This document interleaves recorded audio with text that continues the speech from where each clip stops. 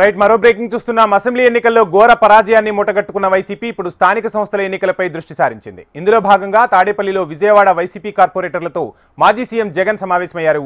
ఇప్పటికే టీడీపీలో పలువురు విజయవాడ వైసీపీ కార్పొరేటర్లు చేరడంతో అలర్ట్ అయిన పార్టీ అధినేత వైసీపీ నేతలను కాపాడుకునే ప్రయత్నం ప్రారంభించారు. విజయవాడ కార్పొరేషన్లో మెజార్టీ స్థానాలను టార్గెట్గా పెట్టుకున్న జగన్ కార్పొరేటర్లలో భరోసా కల్పించేందుకు తానే నేరుగా రంగప్రవేశం చేశారు.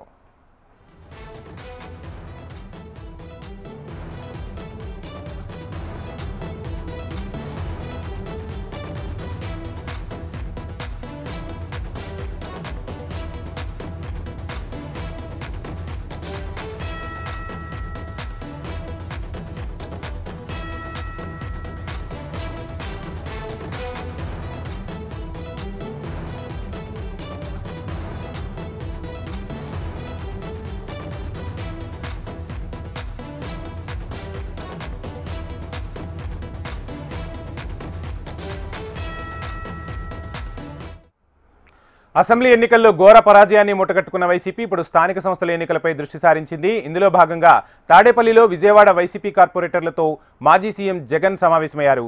ఇక జగన్ సమావేశానికి సంబంధించిన ఫుల్ డీటెయిల్స్ మా ఆంధ్రప్రదేశ్ కోఆర్డినేటర్ రాజేష్ అందిస్తారు. రాజేష్, వంశీ, విజయవాడ కార్పొరేషన్ సంబంధించిన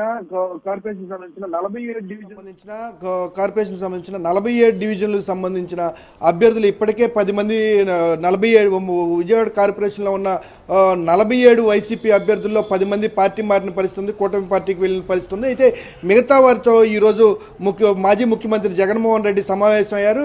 మిగతా అయితే ఎవరైతే 39 మంది డివిజన్ కార్పొరేటర్లు ఉన్నారో ఈ 39 మందితో డివిజన్ కార్పొరేటర్లతో మాజీ ముఖ్యమంత్రి జగన్మోహన్ రెడ్డి తన నివాసంలో సమావేశమయ్యారు. అయితే ప్రధానంగా చూసుకుంటే రాష్ట్రంలో చాలా కార్పొరేషన్లో మున్సిపాలిటీలో ఇప్పటికే వైసీపీని విడేసి తెలుగుదేశం పార్టీలో చేరటం, బీజేపీలో చేరటం, పార్టీలు ఫిరాయించిన పరిస్థితి కనబడుతుంది. అయితే అటువంటి పరిస్థితి మళ్ళీ విజయవాడలో కూడా తలెత్తకుండా విజయవాడ కార్పొరేషన్లో బలంగా ఉన్న వైసీపీని అట్లానే బలంగా ఉంచే ప్రక్రియలో ఆపరేషన్ మొదలుపెట్టారు. అయితే ఇప్పటికే 10 మంది మొత్తం 49 మంది డివిజన్ నాయకులు విజయవాడ కార్పొరేషన్లో వైసీపీలో ఉండగా ఈ 49 మందిలో 10 మంది ఇప్పటికే పార్టీ మారి కూటమి పార్టీలో చేరారు. అయితే 3 బీజేపీలోకి, మిగతా వారు టీడీపీలోకి వెళ్ళిన పరిస్థితి. అయితే మిగతా ఎవరైతే బ్యాలెన్స్ 39 మంది కార్పొరేటర్లు ఉన్నారు ఈ 39 మంది కార్పొరేటర్లు కూడా బలంగా పార్టీ వైపు ఉండి పార్టీ కోసం పనిచేసే విధంగా ఉంటే భవిష్యత్ కాలంలో వారికి కూడా పార్టీలో మంచి ప్రాధాన్యత ఇస్తామనే అంశాల మీద ఈరోజు